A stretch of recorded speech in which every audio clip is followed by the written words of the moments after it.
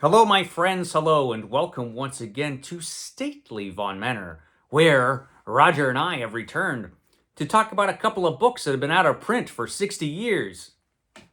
That's a good idea, Roger. Let's do that. And I I thought of this because I just recently finished reading this. This is Swordsman in the Sky, edited by Donald A. Wollheim, which is an anthology which is inspired by the Sword and Planet stories of Edgar Rice Burroughs. And it was a lot of fun. I finished this a couple days ago, and it got me thinking about all the other anthologies published by Donald A. Wollheim. Wollheim edited a ton of anthologies. I mean, he edited so many that, I'm sure there's a full list of all the anthologies he edited somewhere, and it's probably very, very long. Wollheim was the editor over at Ace Books back in the 1950s. All those old Ace doubles and so many other really cool Ace books he edited.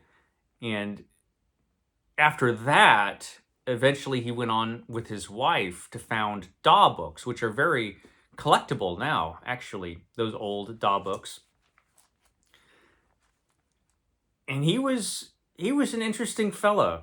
He is the guy who infamously first published the unauthorized edition of The Lord of the Rings in paperback against the wishes of J.R.R. Tolkien.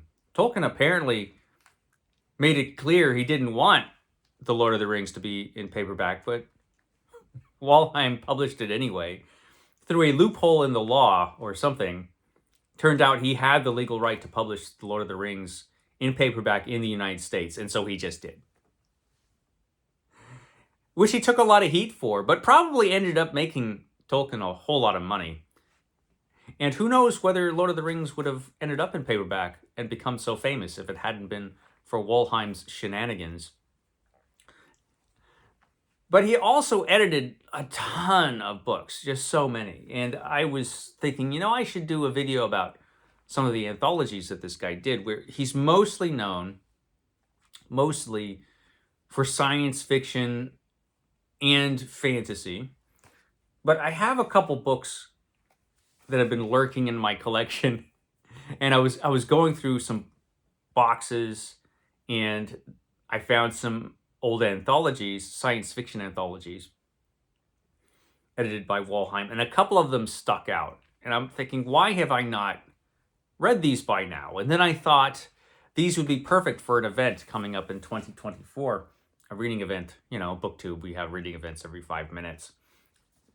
But the first of these two books is this one. This is The Macabre Reader, Donald A. Wollheim's The Macabre Reader. This is the ultimate in terrifying tales. It's the ultimate. It's the ultimate. This was published in 1959. Am I right? Let me double check to make sure I'm right. Yeah, this was published in 1959. And the cover is fantastic. The cover is done by a fella named Ed Emshwiller. And he did a whole bunch of covers for science fiction magazines and paperbacks. A lot of the old Ace paperbacks have his covers on them. I have a lot of them. But this one I particularly like. That's just such a great cover. So The Macabre Reader, not science fiction, very much a horror anthology, coming at the tail end of the 1950s, which was not the best time for horror fiction. The 1950s were not the best time for horror fiction, although there were some things going on in the 1950s. The appetite for horror was still there, as proven by the popularity of things like the great EC horror comic books in the early 50s. There were a lot of horror comic books published during the 1950s, not just by EC Comics, but a lot of publishers. And the 1950s, that's when the old Universal horror movies, which I guess were not that old back then, but they started being played on television, and they proved very popular. And so that is when Hammer Films decided to do their own versions of Dracula and Frankenstein and the Wolfman and all those. And so Hammer Films started making some really excellent horror movies starting in the 1950s. So there was some stuff going on. In horror fiction, things were a little bit quiet though. Although we did see authors like Richard Matheson and Ray Bradbury and some others start to take off. But horror itself, I mean, as much as it's frowned upon today, it is a lot more respectable now than it was in the 50s. In the 50s, it was like, ugh. But the appetite for it was there, as proven by this, The Macabre Reader, which actually ended up being a pretty popular book. And it, according to the back copy here, The Macabre Reader is jam-packed with ghouls and ghosts and nameless terrors that go bump in the night. Specially selected for the unusual in horror, the unexpected in terror. This is a new collection of frightening stories. Here are monsters that put the wire and rubber creations of the movies and TV to shame. Here are demons for which even the ancient witches had no name. Brace yourself for the shock when you meet the unsuspected from the darkest regions of the unknown. Such masters of the weird story as H.P. Lovecraft, Donald Wandrei, Clark Ashton Smith, Robert Bloch, and others are represented here at their fearful best. The Macabre Reader is guaranteed stay awake reading. So this sounds fantastic, doesn't it? And actually, if you do look at the contents, this is fantastic. And when I found these, amongst all the science fiction anthologies that he wrote in that box back there, I thought, I need to pull these out. I don't know why I haven't yet. I'm going to pull these out and I'm going to read these for Horror Mayhem. In May, that's the event I was talking about. There's going to be an event called Horror Mayhem, which is a reading event created by the Bookish Bryants, and it's a lot of fun, and it's devoted to shorter horror fiction. And this would be perfect.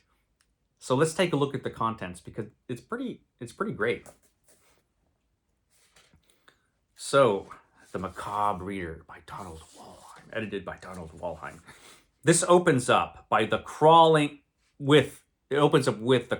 Horror by Thorpe McCluskey. The Crawling Horror by Thorpe McCluskey, which is not a story I've ever read, The Crawling Horror, but apparently that was copyright 1936, probably for Weird Tales, I'm assuming. It doesn't say. It just says copyright for Popular Fiction Publishing Company. So, yeah, that has to be Weird Tales. And then we've got The Opener of the Way by Robert Bloch. We get some great old pulpy horror in this anthology. And the selections are fantastic. The Opener of the Way by Robert Bloch. Then we got In Amundsen's Tent by John Martin Leahy. Then we get The Thing on the Doorstep by H.P. Lovecraft, which is one of Lovecraft's more underrated Cthulhu mythos stories, I think. It's one of my favorites. I really like The Thing on the Doorstep a lot. And you don't see it anthologized all that often. Usually, when you see an anthology that has Lovecraft in it, it's going to be The Call of Cthulhu, or The Color Out of Space, or The Rats in the Walls. Every once in a while, it'll be The Outsider.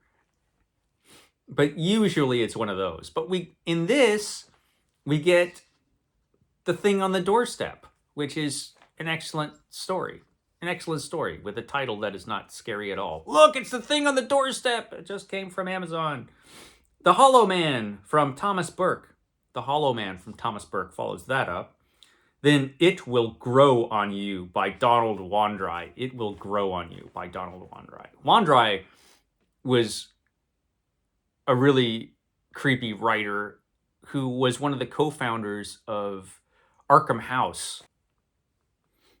Excuse me, I sneezed. I edited out my sneeze. I'm feeling a little bit under the weather. Anyway, Donald Wandrei, he was a great writer, one of the co-founders of Arkham House publishers. He was awesome and a friend of H.P. Lovecraft. Then we get The Hunters from Beyond by Clark Ashton Smith. Clark Ashton Smith, one of the big three of Weird Tales. All of the big three are represented here in this anthology. And then we get The Curse of Yig by Zelia Brown Bishop. She came up with the basic plot idea, but it was actually H.P. Lovecraft who wrote The Curse of Yig. So we get two Lovecraft stories in here. The Curse of Yig was a collaboration that Lovecraft and Zelia Bishop did together, but basically she just came up with the basic idea and he wrote the whole story. And I think he came up with the ending as well, which was a shocker of an ending. So this is worth it just for that. Then we get The Cairn on the Headland by Robert E. Howard. One of the biggest of the big three, Robert E. Howard, my favorite writer of all time, has a story in here. And The Trap by Henry S. Whitehead. We don't hear enough about Whitehead anymore. I should do a video on Henry S. Whitehead, but he's got a story in here, The Trap. So a lot of cool, old, Weird Tales pulp stories were published in this, and it proved to be a pretty good success. So it was followed up by this other book, More Macabre. It's More Macabre.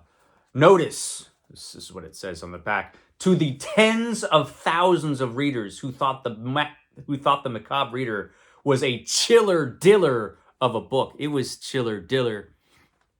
More Macabre is more eerie, more horrific, more ghoulish, more spooky. In fact, for sheer nightmare thrills, it's the most. It's the most. This was published in 1961, right?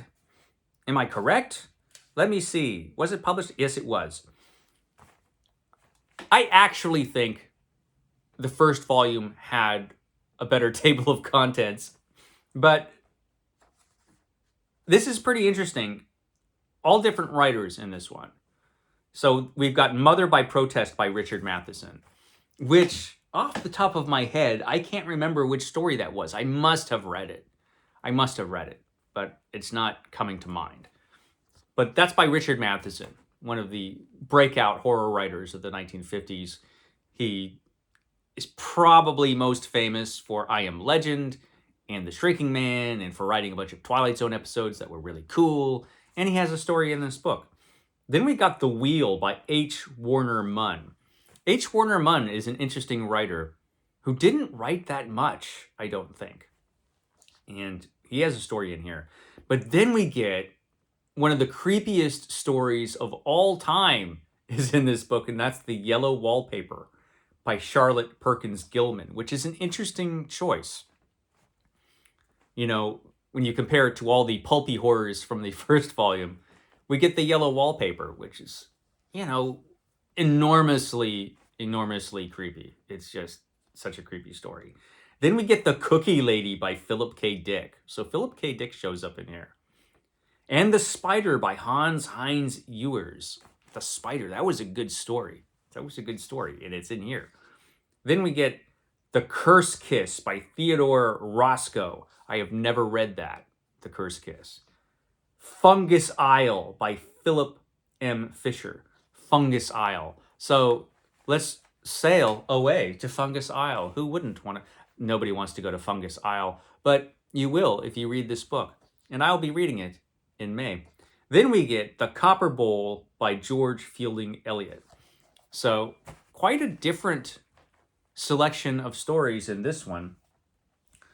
But, you know, just two of the many books edited by Wollheim, published in Ace.